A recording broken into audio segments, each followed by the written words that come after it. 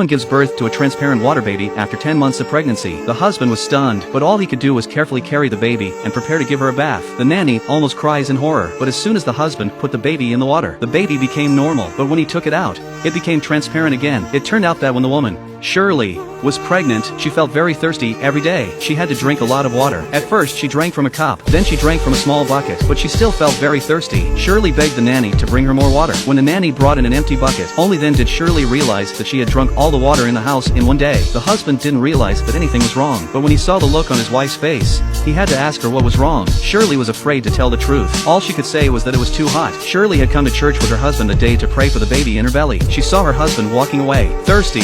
Shirley found a vase with water in it. She surreptitiously looked around. When Shirley saw that no one was looking at her, she went up and grabbed the vase and poured water into her mouth. She didn't care what kind of water it was. Her husband came back and was shocked at the sight. Shirley was shocked. Shirley looked at her husband and didn't really know how to explain to him by the time Shirley went into labor. As Shirley was pregnant with twins, the first girl was very healthy, but the second one became the current water baby. By the time her wife woke up, the husband held the older daughter to his wife. Shirley asked her husband with great happiness, "Where's the second child?" The husband didn't dare to tell the truth at all. He could only tell her the second child was gone. Shirley cried out in anguish when she heard this, but after all, it was his own child. He and the nanny kept the baby in a water tank at the nanny's house, hiding it from everyone, and the nanny swore not to let anyone know. Otherwise, it would be bad if people thought the baby was a demon. But to their surprise, one day a woman came looking for the nanny. When she heard no sound, she pushed the door open and went in. Then she found something on the bed, and then the woman saw the transparent water baby. The woman let out a scream of terror and ran out in a panic. The nanny came back from the grocery store and found out what had happened. The nanny yells at the woman. The woman ran away when she wasn't looking. The woman turns around and tells everyone in the village that the nanny has a transparent demon in her house. Everyone was shocked. That night everyone went to the nanny's house with torches to kill the demon they said was there. The nanny was terrified when she saw it. She panicked and picked up the water baby. Then they tried to get out, but everyone was blocking the doorway. Just then Alan,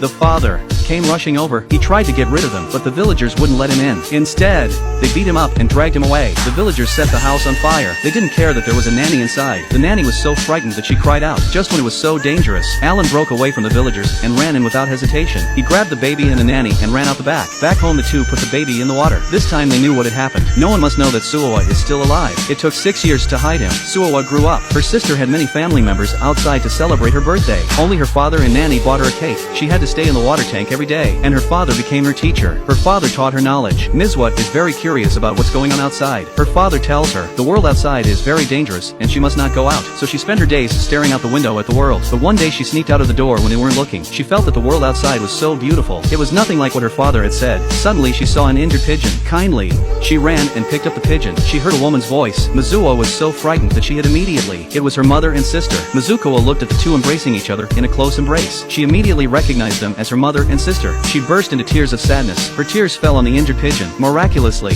the pigeon's wound healed. She was so happy to see this.